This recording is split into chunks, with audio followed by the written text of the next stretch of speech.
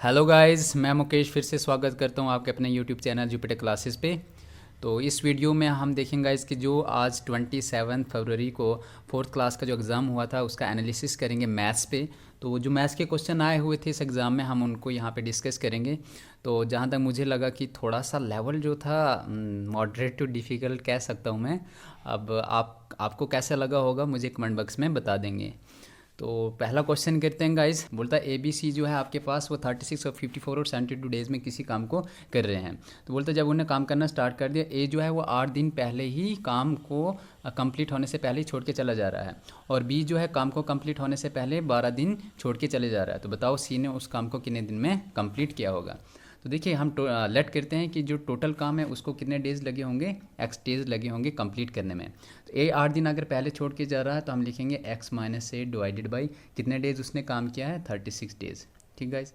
Plus B के लिए अगर हम देखें तो एक्स डेज़ जो है उस काम को कंप्लीट करने में लगते हैं, लेकिन वो 12 दिन पहले ही छोड़ के चला जा रहा है, तो एक्स माइनस 12 उसने कितने डेज़ काम किए, 54 डेज़ काम किया। प्लस और सी ने जो है पूरे डेज़ काम किया है और 72 डेज़ उसने तक काम किया है। तो ये आपके पास आ जाएगा 1 डे वर्क का। तो देखिए इसका एलसीएम अगर हम देखें 36, 54 और 72 का, तो आपके पास आ जाता है 216। ठीक है। तो अगर यहाँ पे हम अगर देखें तो 36 को 6 के साथ मल्टीप्लाई करेंगे आएगा 6x। तो यहाँ पे 4x, 6x और 4s आपके पास 10 और 13x आ जाता है। तो एक मैं एलसीएम निकाल रहा हूँ गाइज, मैं यहाँ पे डायरेक्ट रिजल्ट लिख रहा हूँ। तो ये आपके पास बन जाता है 96, दिस इज इक्वल टू 1। तो ये 13x आ जाएगा। तो देखिए 13x आपके पास जो होगा ये आ जाएगा 216। तो minus 96 is equal to side बन जाएगा प्लस 96 है। तो x अगर आप यहाँ से कैलकुलेट करोगे तो ये आपके पास कितना बन जाएगा गाइज, 312 डिवाइडेड बाई, तो 13 आपके पास यहाँ पे आ जाएगा। तो 13 2 ज़र 26, 5 52, तो 34 ज़र 52। तो x देखिए यहाँ पे आपके पास क्या है, 24 आ रहा है। It means the number of days for which she worked is, तो कितने दिन उसने काम किया होगा, 24 डेज़। तो देखिए इसका जो राइट ऑप्शन आपके पास आ रहा है गाइस वो क्या आ रहा है, 24, that is D option. Next question देखते हैं guys. A boy gets 38% of the maximum marks and fails by 60 marks, while another boy gets 44 of the maximum marks and gets 8 marks more than the minimum required marks. What are the marks required to pass the exam? बोलता है एक लड़का जो है उसको 38 marks जो हैं मिल रहे हैं, और कितने मार्क्स से वो फेल हो रहा है, 16 मार्क्स से वो फेल हो रहा है। तो देखिए 38% उसको मिले, तो फेल कितने मार्क्स से हो रहा है, वो 16 मार्क्स से। अगर उसको वो 16 मार्क्स आए होते तो शायद वो पास हो जाता है, इज इक्वल टू। फिर दूसरे लड़के को 44% आए हुए हैं लेकिन उसको 8 मार्क्स ज़्यादा आए हुए हैं। इट मीन्स अगर उसको 44%, अगर उसको वो 8 मार्क्स कम आए होते तो टोटल जो पासिंग मार्क्स होते हैं उसके बराबर आ जाता। ठीक है गाइस। अब देखिए यहाँ पे हमने सिंपल क्या देखना है, 38 और 44% का हमने क्या देखना है, डिफरेंस देखना है। तो ये आपके पास किस डिफरेंस के बराबर आ जाता है, ये आपके पास आ जाता है, देखिए 38 और 44 का डिफरेंस आपके पास 6% का होता है। ठीक है, this will be equal to, अब यहाँ पे आपके पास क्या है, -8 है और -16 इज इक्वल टू की साइड आपके पास आ जाएगा। तो ये कितना हो जाएगा, जब आपके पास 16 और 8 आपके पास हो जाता है 24। ठीक है गाइस। अब देखिए 6% जो है वो 24 के बराबर आ रहा है, तो 1% आपके पास किसके बराबर आ जाएगा, तो 6 4 ज़र आपके पास कितना हो जाता है, 24। तो 1% आपके पास किसके बराबर आ रहा है, 4 के बराबर। अब देखिए पासिंग परसेंट आप इसमें चेक कर दीजिए या इसमें चेक कर दीजिए। इट मीन्स अगर 1% 4 मार्क्स के बराबर है तो 8%, 8 मार्क्स कितने परसेंट के बराबर होंगे, 2% के बराबर। ठीक है। और यहाँ पे 16% कितने परसेंट के बराबर, 16 मार्क्स कितने परसेंट के बराबर होंगे, 4% के बराबर। तो अब यहाँ से चेक कर सकते हैं, 38 में 4 ऐड कर दो तो आपके पास कितना जाता है, 42%। और 44 में से -2% आप यहाँ पे करोगे तो आपके पास तब भी कितना आ जाता है, 42%। इट मीन्स 42% आपके पास कौन से हैं, मार्किंग जो पास मार्क्स हैं, जो एग्ज़ाम को पास करने के लिए जितने आपको रिक्वायर्ड मार्क्स चाहिए वो 40% चाहिए। होप गाइस ये क्वेश्चन में आपको समझ आ गया होगा। नेक्स्ट है आपके पास, बोलता है in a class of 125 student 70 pass in maths, 55 pass in statistics and 30 pass in both. तो इसको हम देखिएगा इस वेन डायग्राम से समझते हैं। तो ये मैं लेट कर लेता हूँ, आपके पास जो है मैथ्स वाले हैं। ठीक है गाइज। और यहाँ आपके पास जो हैं स्टैटिक्स वाले हैं, और यहाँ आपके पास जो है वो बोथ हैं, यानी कि मैथ प्लस स्टैटिक्स वाले इसमें आ जाते हैं। देखिए 70 जो हैं इन्होंने पास किया है मैथ, और 55 ने जो है वो स्टैटिक्स पास की हुई है, और 30 पास की हुई है जिनका मैथ्स भी है और स्टैटिक्स भी है। ठीक है गाइज, हमने ये बताना है कि बताओ, हमने प्रोबेबिलिटी फाइंड करनी है उस स्टूडेंट की random from the class has passed in only one subject. बोलता है हमने सिर्फ जो एक सब्जेक्ट में ही पास हुए हैं हमने सिर्फ उनकी प्रोबेबिलिटी ही निकालनी है। अब देखिए इनमें 70 मैथ हैं और 55 जो हैं वो स्टैटिक्स हैं, और 30 ऐसे स्टूडेंट हैं जिनका मैथ भी क्वालिफाई और स्टैटिक्स भी क्वालिफाई हुआ है। तो देखिए अगर हम मैथ ही सिर्फ देखें तो 70 में से अगर हम 30 माइनस करें तो हम देखेंगे 40 आपके पास वो स्टूडेंट्स आ जाते हैं जिनका सिर्फ मैथ क्वालिफाई हुआ है, और 55 में से अगर हम 30 को माइनस करें तो आपके पास क्या जाता है 35 सिर्फ वो आ जाएंगे जिनका क्या क्वालिफाई हुआ है, स्टैटिक्स क्वालिफाई हुआ, और 40 मैथ्स का। तो देखिए आपके पास ये जो हैं टोटल कितने बन रहे हैं जिनका सिंगल सब्जेक्ट पास हुआ है, तो 40 और 25 आपके पास कितना हो जाता है गाइज, 65 कितना हो जाता है 65 डिवाइडेड बाय, ये आपके पास फेवरेबल आउटकम्स आ रहे हैं, प्रोबेबिलिटी फाइंड करनी है, divided by total number of outcomes, यानी कि टोटल नंबर ऑफ स्टूडेंट्स कितने हैं 125, यानी कि 65 वो स्टूडेंट्स आ गए जिनका सिर्फ सिंगल सब्जेक्ट पास हुआ है, और 125 आपके पास टोटल स्टूडेंट्स हैं। तो जब इसकी प्रोबेबिलिटी आप फाइंड करोगे तो ये आपके पास कितना आएगा, देखिए 13 5 ज़रा आपके पास कितना होता है 65, और 25 आपके पास कितना हो जाता है 125। तो ये आपके पास क्या आंसर आ रहा है गाइज 13/25, ये प्रोबेबिलिटी आ रही है। तो देखिए अगर ऑप्शन में अगर आप देखें तो ऑप्शन ए इसका राइट आंसर आ रहा है। ठीक है, नेक्स्ट क्वेश्चन करते हैं। तो बोलता है ए card is drawn from a pack of 100 cards numbered 1 to 100. What is the probability that a square number is drawn? तो देखिए आपके पास 1 से लेकर 100 तक कार्ड जो है वो नंबर्ड हैं, तो आपने किन की प्रोबेबिलिटी निकालनी है, स्क्वायर नंबर्स की प्रोबेबिलिटी निकालनी है। तो स्क्वायर नंबर आपके पास देखिए कौन, 1 आता है, 4 आता है आपके पास, 9, 16, 25, 36, 49, 64, 81, और आपके पास आ जाता है 100 भी आ जाता है इसके बाद। ठीक है, तो 1 से लेकर 100 तक देखने हैं, तो आपके पास कितने आ गए 1 2 3 4 5 6 7 8 9 10, तो 10 आ गए।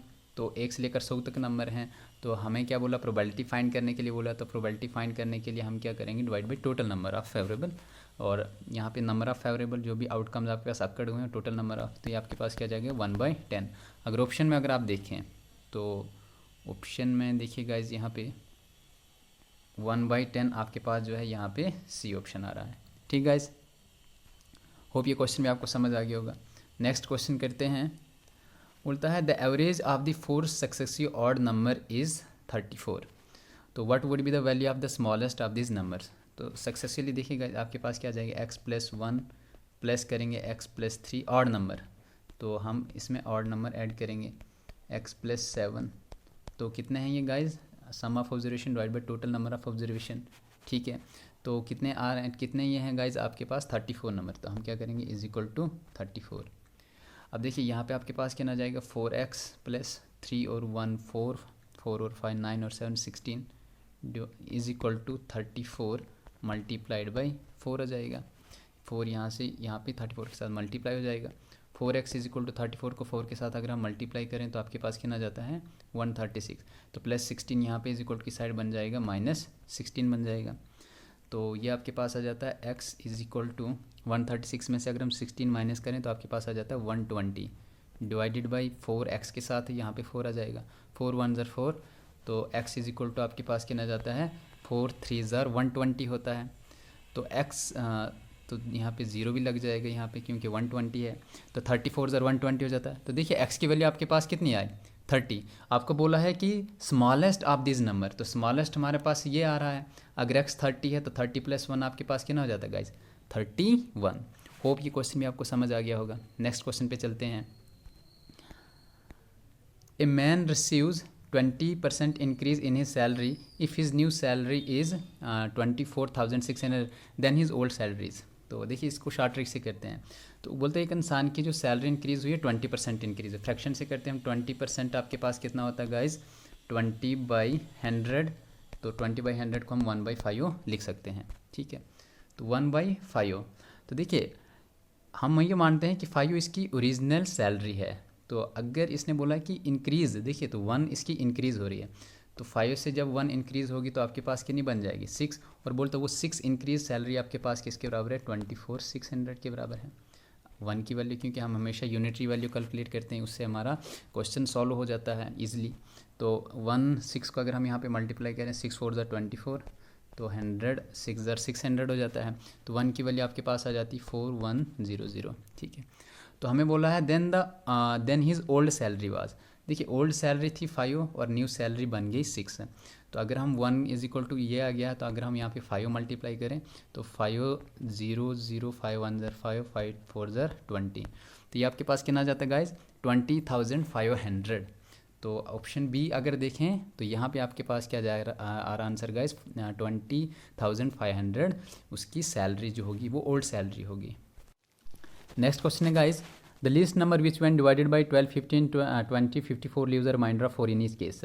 तो हमने क्या बताना कि ऐसा लिस्ट नंबर कौन सा है जब हम इसको डिवाइड करेंगे और हमारे पास रिमाइंडर जो है वो 4 आ रहा होगा। तो हमने क्या करना गाइज, इन सब का एलसीएम लेना, 12 50 20 और 54 का एलसीएम लेना। तो देखिए इनका एलसीएम आपके पास कितना आ जाता है गाइज 540 आ जाता है, ठीक है। तो जब रिमाइंडर आपके पास जो 4 आ रहा था उसको आपने इसमें ऐड कर देना है, तो आपके पास यहाँ पे आंसर क्या जाएगा 544।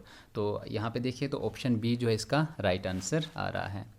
नेक्स्ट क्वेश्चन है guys, the average age of a group of friend is 32 years. One more friend of age 25 years join the group, how many friends are there in the group now if the sum of their ages is 249 years.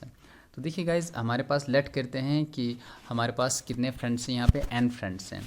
तो अगर n friends हैं तो उनकी as जो है वो average age कितनी है 32, तो टोटल एज जो होगी वो आपके पास कितनी हो जाएगी गाइज 32 इंटू n, ठीक है। फिर कह रहा है क्वेश्चन बोलता है एक और फ्रेंड इसमें जब हम ऐड करेंगे तो जो टोटल एज होगी वो आपके पास एक फ्रेंड जो है वो 25 ईयर्स एज का इसमें हम ऐड कर रहे हैं, तो वो आपके पास यहाँ पे कितना बन जाएगी आपके पास 32n जो है ये आपके पास क्या आ रही है टोटल एज आ रही है। तो 25 वाला इसमें हमने एक और ऐड कर दिया तो एज इसमें 25 ऐड हो जाएगी। अब हमने बताना है कि how many friends are there in the group now if the sum of their ages is 249 years. तो देखिए ये आपके पास क्या है सम ऑफ एजेस है, तो बोलते हैं हमने बताने कि बताओ इस ग्रुप में कितने लोग हैं अगर उनकी एजेस का सम 249 है, तो हम इसको किसके इक्वेट कर देंगे 249 के, ठीक है। तो हम लिखेंगे यहाँ पे 249। अब देखिए 32n इज इक्वल टू 249 में से 25 को अगर हम माइनस करेंगे तो आपके पास कितना आता है 224। तो n से अगर हम यहाँ पे कैलकुलेट करें 224 को हम किससे डिवाइड कर देंगे 32 से, तो 32 1 ज़र 32, 32 7 ज़र आपके पास कितना जाता है 24। तो देखिए n आपके पास जो है वो कितना आ रहा है गाइज 7, ठीक है। तो 7 तो आ रहा है बट ये कौन से नंबर आपके पास आ रहे थे गाइज, देखिए ये आपके पास आ रहे थे जो आपने पहले लिए हुए थे एक पर्सन के ऐड होने से पहले, ये आपके पास क्या आ रहा था n, लेकिन जब आपने एक पर्सन को ऐड किया था तो उसकी एज जो कितनी थी 25 थी, तो अगर n 7 है तो उसमें हम एक ऐड कर देंगे तो वो आपके पास कितना आ रहा है गाइस 8 आ रहा है। इट मीन्स इसका ऑप्शन सी जो है वो राइट आंसर रहेगा। नेक्स्ट क्वेश्चन है guys, if the price of an article increase by 49% and the sale of that article decrease by 21%, then what is the approximate effect on collection। तो देखिए इसके लिए आपके पास सिंपल फार्मूला है xy plus XY divided by 100, ठीक है guys. तो यहाँ पे हम वही फार्मूला अप्लाई करते हैं। तो देखिए sorry guys x plus y था, ठीक है। तो देखिए यहाँ पे आपके पास इंक्रीज़ यानी कि प्राइस जो थी एक आर्टिकल की वो 49% इंक्रीज़ हो रही है, तो 49 इंक्रीज़ हो रही है, और सेल जब उसको आप सेल कर रहे होंगे तो उस आर्टिकल की प्राइस जो है वो 21% जो डिक्रीज़ हो रही था माइनस लिखेंगे फिर प्लस, तो x जो है वो कितना आ रहा है आपके पास 49, लेकिन ये प्राइस इंक्रीज़ है और डिक्रीज़ के लिए हम माइनस लिखते हैं डिवाइडेड बाई 100। तो 49 माइनस 21 जब आप करोगे इस तो ये आपके पास कितना जाएगा 28 आ जाएगा। और देखिए यहाँ जब इसको मल्टीप्लाई कर रहे होंगे तो 49 को जब आप 21 के साथ मल्टीप्लाई करोगे आपके पास कितना जाएगा गाइज, तो ये आपके पास आ जाता है गाइज 1029 डिवाइडेड बाई 100। देखिए 28 माइनस, तो जब यहाँ पे 100 ऊपर पॉइंट में आप लिखोगे तो ये आपके पास आ जाएगा 10 माइनस 29, ठीक है। तो जब 28 में से आप 10 माइनस 29 को सब्ट्रैक्ट करोगे तो ये आपके पास आ जाता है गाइज अप्रॉक्सीमेट के बराबर। हम आपको क्या बोला गाइज, अप्रॉक्सीमेट कलेक्शन। तो देखिए अप्रॉक्सीमेट कलेक्शन आपके पास ये 17.75 के बराबर आ जाता है अप्रॉक्सीमेटली। तो देखिए आपके पास यहाँ पे देखना है कि ये कहाँ पे आ रहा है, यानी कि 15% डिक्रीज़ हो रहा है, 18% या 21% या 28%। देखिए अप्रॉक्सीमेट ये 18% के बराबर है, तो ऑप्शन बी यहाँ पे रहेगा। तो देखिए आपकी वैल्यू प्लस में आ रही है, तो प्लस का मतलब आपके पास क्या होता है, इंक्रीज़। तो 80% जो होगी वो इंक्रीज़ होगा आपके पास, ठीक है। सो नेक्स्ट क्वेश्चन करते हैं। The average weight of 8 boxes is increased by 2.5 kg. When some goods are added to one of the boxes, the weight of goods added to the box is. बोलता है average weight जो है 8 boxes का, यानी कि 8 boxes का जो average weight है वो कितना है, 2.5 kg है। और टोटल वेट अगर देखें हम उन बक्सेस का, तो हम क्या करेंगे, 8 को 2.5 के साथ मल्टीप्लाई कर देंगे, तो ये आपके पास कितना आ जाएगा गाइज, 20 kg आ जाएगा जब इसको 2.5 के साथ मल्टीप्लाई कर देंगे। फिर बोल रहा क्वेश्चन, बोलता when some goods are added to one of the box. बोलता किसी एक बक्स में अगर हम कुछ गुड्स डाल देंगे तो हमने क्या बताना है, the weight of goods added to the boxes. तो देखिए गाइज ये क्वेश्चन जो है इसमें हमारे पास कोई रेलेवेंट फिगर्स नहीं आ रही है।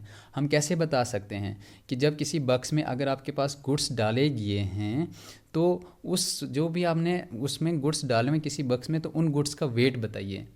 तो यहाँ पे हमारे पास कोई फिगर नहीं आ रही है, हमारे पास यहाँ पे कोई रिज़ल्ट नहीं निकल सकता है। तो मेरे ख्याल से गाइज इस क्वेश्चन का आंसर जो है वो नॉट डिटर्मिनेबल होगा। तो जब आंसर की आएगी तो चेक कर सकते हो, लेकिन मेरे हिसाब से इसका आंसर जो है वो डी आएगा, क्योंकि यहाँ पे हमारे पास कोई रिजल्ट नहीं निकला, इसके आगे जो है क्वेश्चन सॉल्व नहीं हो रहा है। नेक्स्ट क्वेश्चन है guys, which number must be added to each of the number 7 and 13 so that the resultant number will be in the ratio 2:3। तो देखिए अगर इस क्वेश्चन को अगर आप चाहें तो ऑप्शन से भी कर सकते हो या फिर मेथड से भी कर सकते हो। तो बोलता है ऐसा कौन सा नंबर है जो हम 7 और 13 में ऐड करें और आपके पास रेशियो आपके पास क्या जाए, x+7 divide by x+13 is equal to 2/3 आपके पास आ जाए।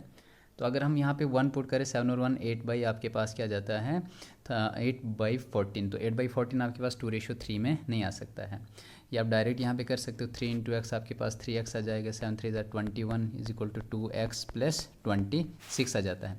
तो 3x 2x आपके पास कितना हो जाता है गाइज, यहाँ पे x आ जाता है, तो x इज़ इक्वल टू यहाँ पे आपके पास क्या जाएगा 26 और 21 आपके पास क्या जाता है गाइज 5 आ जाता है। तो x की वैल्यू आपके पास क्या आ जाती है गाइज 5। तो ऑप्शन डी जो है यहाँ आपके पास क्या रहेगा, राइट आंसर रहेगा। या ऑप्शन जैसे यहाँ पे आप क्लिक कर सकते हो कि ऑप्शन अगर 7 और 5 आपके पास कितना हो जाता है गाइज, 7 और 5 12 हो जाता है, डिवाइडेड बाई 13 और 5 आपके पास कितना हो जाता है 18 हो जाता है। तो देखिए 2 6 12 6 3 18, तो 2/3 आपके पास आ जाता है। नेक्स्ट करते हैं, बोलता 5 years ago Bharti mother was 3 times as old as Bharti, after 6 years she will be twice as old as Bharti, present age of Bharti is. तो बोलता 5 years ago की बात है, तो भारती की माँ जो थी वो 3 टाइम जो है भारती से बड़ी थी, यानी कि ये हम लेट करते तो भारती की मम्मी जो थी भारती से 3 साल बड़ी थी। ये 5 years बिफोर की बात है, ठीक है। इस अब देखिए अगर मैं यहाँ पे रेशो निकालूँ भारती और उसकी मम्मी का, ठीक है, m/b इज़ इक्वल टू 3/1 आ जाएगा, ठीक है।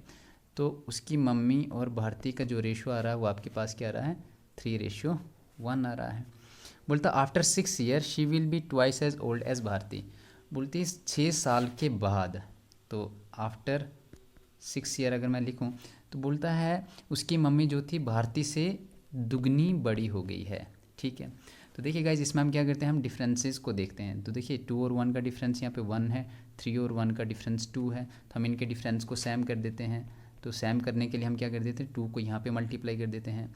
तो यहाँ पे हम लिखेंगे 3 और 1 ऐसे लिखेंगे, 2 को यहाँ पे मल्टीप्लाई कर देंगे 4, 2 को यहाँ पे मल्टीप्लाई कर देंगे 2 आ जाएगा। तो अब डिफरेंस जो है सेम है, 3 और 1 का डिफरेंस 2 और 4 और 2 का डिफरेंस जो है 1। अब देखिए एजेस का इनका अगर डिफरेंस देखें तो 2 और 4 का डिफरेंस भी 1 है, 3 और 4 का डिफरेंस भी 1 है। तो 1 जो है वो किसके बराबर आ रहा है, देखिए 5 years बिफोर और 6 years आफ्टर। तो 5 और 6 जो होंगे वो टोटल ईयर्स कितने होंगे 11 years का जो है ये इनका एज डिफरेंस आ रहा है। अगर 1 11 के बराबर हो जाता है, हमें किसकी एज बोली निकालने के लिए, भारती की एज। तो देखिए अगर 1 को अगर मैं भारती की जगह सब्सटीट्यूट कर दूं यहाँ पे, तो 1 × 11, 1 की वैल्यू 11 है, तो यहाँ पे इसकी एज क्या जाएगा 11 आ जाएगी। लेकिन ये कौन सी एज आ जाएगी, ये आ जाएगी 5 ईयर्स बिफोर की एज। तो अब उसकी एज कितनी होगी गाइस, 11 में हम 5 ऐड कर देंगे तो आ जाएगी आपके पास 16। तो 16 यहाँ पे देखिए गाइस आपके पास डी ऑप्शन जो इसका राइट आंसर रहेगा। ठीक है गाइस, डी ऑप्शन आपके पास राइट आंसर रहेगा। नेक्स्ट क्वेश्चन करते हैं। A cuboid whose length is equal to its width has volume of 24 cubic feet. If the height of the cuboid 1.5 feet, then what is the length of the cuboid?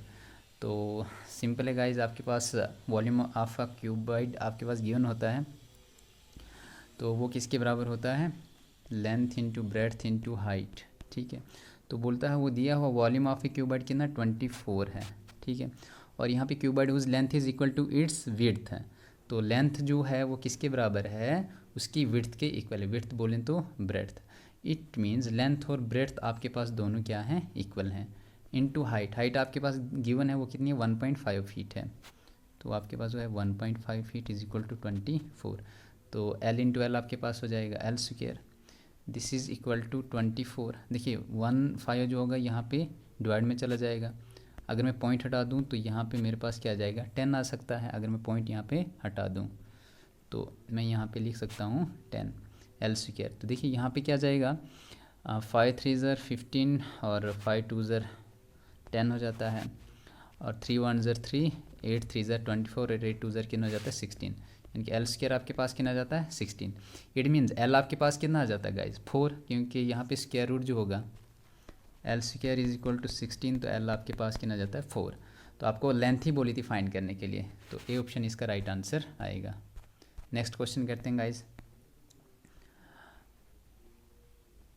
तो देखिए, dialling a telephone number, an old person forgets last 3 digits, remembering only that these digits are different. He dialed at random. What is the chance that the number dialed is correct? बोलता है एक बूढ़ा इंसान है जिसने telephone number dial करना। देखिए telephone number आपके पास कितने डिजिट का होता है, 10 डिजिट का होता है। बोलता है लेकिन वो लास्ट के 3 डिजिट बोल गया कि वो क्या था, तो वो उनको क्या कर रहा था गाइस, ट्राई कर रहा था। तो देखिए पॉसिबल आपके पास कम्बिनेशंस यहाँ पे अरेंजमेंट जो होंगी वो क्या बन रही होंगी। तो हमने यहाँ पे क्या निकालना, what is the chance, chance means हम प्रोबेबिलिटी उसकी फाइंड कर रहे हैं। तो देखिए करेक्ट नंबर आपके पास जो होगा वो एक ही करेक्ट नंबर हो सकता है, दैट इज़ टोटल चांस आपके पास जो होंगे करेक्ट होने के एक ही होगा, टोटल चांस एक ही है। डिवाइडेड बाय आपके पास देखिए यहाँ पे अगर इतने नंबर 10 नंबर है, इट मीन्स आपके पास यहाँ पे कितने हैं 10C3 मल्टीप्लाइड बाय, अब लास्ट के 3 नंबर आपके पास जो है रॉन्ग आ रहे हैं, तो उनको वो क्या कर रहा है गाइज, इंटरचेंज कर रहा है। तो इंटरचेंज करने का मतलब वहाँ पे उनका अरेंजमेंट बनेगा, तो उसको हम 3 फैक्टोरियल लिखेंगे। तो देखिए 10C3 को हम क्या लिख सकते हैं, तो हम यहाँ पे लिख सकते हैं 10C3 को, तो 10 into 9 into 8 divided by 3 into 2 into 1, 2 1 ज़र 2, 4 2 ज़र 8, 3 1 ज़र 3, 3 3 ज़र 9, तो 4 3 ज़र 12 और ये आपके पास कितना जाता है 120 मल्टीप्लाइड बाई 3 फैक्टोरियल था 3 इंटू 2 इंटू 1। ठीक है। अब देखिए इसको अगर आप इसके साथ मल्टीप्लाई करोगे तो ये आपके पास कितना आ जाता है 1 डिवाइडेड बाई 720 आ जाता है। तो ऑप्शन बी देखिए यहाँ पे आपका इसका क्या आ जाएगा, राइट आंसर आ जाएगा। तो यहाँ पे था क्या गाइज, जस्ट कोई कुछ नहीं था, आपके पास चांसेस जो थे टोटल नंबर करेक्ट होने के वो 1 थे, डिवाइड बाय आपने क्या किया 10 आपके पास टोटल डिजिट थे, उनमें से आप 3 का कॉम्बिनेशन बना रहे हैं, उनको अरेंज कर रहे हैं, मल्टीप्लाइड अब 3 रॉन्ग नंबर हैं तो उनको आप अरेंज कर रहे हो तो उसका फैक्टोरियल आ जाएगा। अरेंजमेंट का क्या आ जाता है आपके पास, फैक्टोरियल आ जाता है। और जब 3 नंबर्स को आप सेलेक्ट कर रहे हो फिर उसको ट्राई कर रहे हो तो वो क्या आ जाता है, उसका कॉम्बिनेशन आ रहा है, चूज़ कर रहे हो। ठीक है। Next question guys, if 30% of A is equal to 0.25 of B, this will be equal to 1/5 part of C, then A ratio B ratio C आपने फाइंड करना था। तो देखिए 30% ऑफ ए को हम लिख सकते हैं 3/10 of A is equal to 0.25 of B है। तो देखिए मैं यहाँ पे पॉइंट को रिप्लेस करूँगा तो मैं लिख सकता हूँ 25/100 ऑफ बी। तो यहाँ पे देखिए 0 से 0 कैंसिल हो जाएगा, तो यहाँ पे भी कैंसिल कर सकते हैं, 5 2 ज़र 10, 5 5 ज़र 25 हो जाता है। तो यहाँ पे देखिए ए बाई बी अगर मैंने निकालना होगा तो ए बाई बी का रेशो आपके पास क्या आ जाएगा गाइज, यहाँ पे आ जाएगा 5 जो है 5 अपनी जगह रहेगा, तो 3 जो होगा यहाँ 2 के साथ मल्टीप्लाई हो जाएगा तो यह आ जाएगा 5/6। अब यहाँ पे बोला है कि 0.25 बी जो है वो 1 यानी कि 0.25 को मैं लिख सकता हूँ 25/100 ऑफ बी जो है ये किसके बराबर है 1/5 ऑफ सी के बराबर है। तो यहाँ पे भी देखिए कर सकता हूँ मैं, 25 1 ज़र 25, 25 4 ज़र आपके पास 100 हो जाता है। तो बी और सी अगर मैंने यहाँ से निकालना होगा तो बी और सी जो होगा वो कि आपके पास किसके बराबर आ जाता है, 4/5। ठीक है, तो यहाँ पे देखिए मेरे पास रेशियो क्या आ रहा है, ए और बी 5 6, बी और सी 4 और 5। बट यहाँ पे देखिए बी जो है वो 6 आ रहा है, यहाँ बी जो है 4 आ रहा है। इन दोनों को सेम करने के लिए हम क्या करेंगे, इनका एलसीएम लेंगे। तो एलसीएम कैसे आएगा गाइज, देखिए इसको हम कैसे करते हैं, याद रखना 5 6 4 5। तो 5 6 था और 4 5 था। ठीक है, 5 6 4 5 था आपके पास। अब देखिए यहाँ पे 6 है और यहाँ पे भी 6 करना होगा, यहाँ 4 है तो यहाँ भी 4 करना होगा। तो जब हम इसको करेंगे गाइज मल्टीप्लाई, 5 4 ज़रा आपके पास 20 आ जाता है, 6 4 ज़रा आपके पास 24 आ जाता है और 6 5 ज़रा आपके पास कितना जाता है 30। तो अगर ये इसको 2 से अगर डिवाइड करें गाइज, ठीक है, तो देखिए यहाँ पे आ जाएगा 10 2 ज़र 20, 12 2 ज़र 24 और 15 2 ज़र 30। तो 10 12 और 15 आपके पास ऑप्शन ए से दिख रहा है। ठीक है गाइज, नेक्स्ट क्वेश्चन करते हैं। If a student had 5 hours of homework and has worked for 3.5 hours, what part of his homework is yet to be done? तो देखिए एक स्टूडेंट ने क्या किया, एक काम को 5 घंटे में कंप्लीट कर दिया। बोलता अगर वो 3 घंटे यानी कि 3.5 घंटे अगर उस काम को कर रहा है तो बताओ कितना काम जो है, कितना पार्ट उस काम का बचा उसको करने के लिए। तो सिंपल है, मैं एक काम को जो है वो 5 आवर्स में कंप्लीट कर रहा है। ठीक है, तो 3 काम को वो 5 आवर्स में इतना कर रहा होगा, बट हाफ आवर में भी वो कर रहा है तो प्लस करेंगे। तो हाफ आवर कितना का कर रहा होगा गाइज वो, यानी कि हाफ आवर वो 1/2 × 5 कर रहा होगा। ठीक है, 1/2 और 1/5 जो होगा वो 1 आवर में उस काम को कर रहा होगा, लेकिन हाफ अगर करेंगे तो 1/2 कर देंगे इसका हम। तो ये हम किसके बराबर लिख सकते हैं, 3/5 + 1/10। ठीक है, अब 3/5 + 1/10 जब हम इसका एलसीएम लेंगे तो आपके पास कितना जाएगा गाइज, ये 6 और 1 7/10। यानी कि ये काम जो है, यानी कि टोटल काम जो है 10 और 10 का इसने कितना काम जो है किया, 7 काम जो है उसने किया है 3 1/2 आवर्स में। तो 3 1/2 आवर्स में जो है इसने कितना काम किया है 7/10। तो देखिए बाकी कितना बचा आपके पास 3/10। ठीक है, 7/10 अगर इसने 3 1/2 आवर्स में किया है तो बाकी कितना काम बचा 3/10। तो जब इसको हम देखेंगे ऐड करेंगे 7 और 3 आपके पास कितना हो जाए 10/10। तो 10/10 = 1। तो 1 ही तो हमें देखा था यहाँ पे 1 जो है एक काम जो हो रहा है 5 आवर्स में एक काम कर रहा है। तो यहाँ पे कितना पार्ट बच रहा है 3/10। तो देखिए सी ऑप्शन में अगर आप देखो तो 3/10 पार्ट जो उस काम का बच रहा है। नेक्स्ट क्वेश्चन है guys, if P and Q together can complete a job in 3 days while P alone can do the same in 12 days। तो ये थोड़ा सा इजी क्वेश्चन है गाइस। बोलता है P जो है एक काम को 3 दिनों में कर रहा है और P and Q है गाइस, ये क्या आपके पास P and Q है, और P जो है अकेला जो है उस काम को 12 दिनों में कर रहा है। तो बताइए आपके पास Q को जो है कितना टाइम लगा होगा उस काम को करने में। तो देखिए अगर हम देखें एलसीएम अगर हम देखें तो इन टोटल जो काम है वो कितना है 12 है। तो 3 और 12 कैल्शियम ले लेते हैं तो टोटल काम हम मान लेते हैं कि वो कितना है 12 है। देखिए के और पी को उस काम को करने में कितना टाइम लगे 3 डेज़। अगर ये 3 डेज़ अगर ये लगा रहा है तो उस काम को करने की जो उनकी एफिशिएंसी होगी तो वो आपके पास कितने आ जाएगी 12/3, यानी कि वो आपके पास आ जाएगी 4। और पी को जो है वो उसकी एफिशिएंसी यहाँ पे क्या आ जाएगी 1। ठीक है, यानी कि Q + P की एफिशिएंसी ज़्यादा है एज़ कम्पेयर टू P। तो अब देखिए P जो है वो आपके पास 1 आ रहा है, P आपके पास कितना आ रहा है गाइस 1। तो मैं यहाँ पे लिख सकता हूँ Q + 1 = कितना आ रहा है आपके पास, इसकी एफिशिएंसी 4 आ रही है। तो Q की एफिशिएंसी आपके पास कितना आएगी 4 - 1 जो होगा वो कितना जाएगा 3। अगर Q की एफिशिएंसी 3 है तो देखिए टोटल काम आपके पास गिवन है 12, तो अगर उसकी एफिशिएंसी 3 है तो बताओ वो कितने दिन लगा रहा होगा, क्योंकि वर्क अपॉन एफिशिएंसी जो होगा वो आपके पास क्या होता है डेज़ के बराबर होता है। 3 1 ज़र 3, 3 4 ज़र 12। तो देखिए कितने डेज़ लगा रहा होगा वो 4 डेज़, यानी कि ऑप्शन बी इसका राइट आंसर रहा होगा। नेक्स्ट क्वेश्चन गाइज, बोलते sum of the ages of father and son is 74। After 8 years father will be twice as old as son, the present age of the father is. हमने father की present age निकालनी है। तो late करते हैं कि father की present as जो है वो कितनी है गाइज, आपके पास x है। ठीक है, अगर फादर की प्रेजेंट एज अगर x है तो प्रेजेंट एज उसके सन की क्या होगी आपके पास, x माइनस 74।